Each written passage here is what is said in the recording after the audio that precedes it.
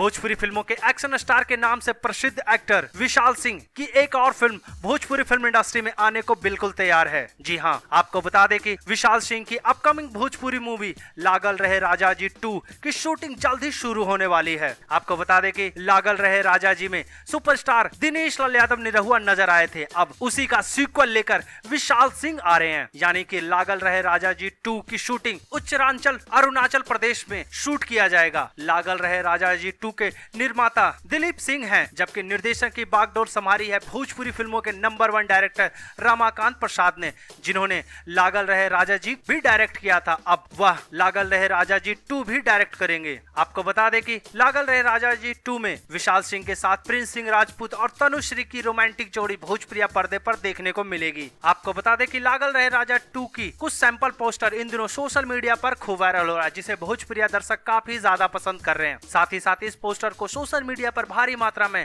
लोग शेयर करते हुए नजर आ रहे हैं। लागल रहे राजा जी 2 में जोरदार म्यूजिक होने वाला है, क्योंकि भोजपुरिया लोगों के दिमाग में रखकर इसका म्यूजिक तैयार किया जा रहा है। यानी कि एक बार फिर से विशाल सिंह और तनुश्री की रोमांटिक जोड़ी बड़े पर्दे पर भोजपुरिया दर्शकों को देखने को मिलेगी।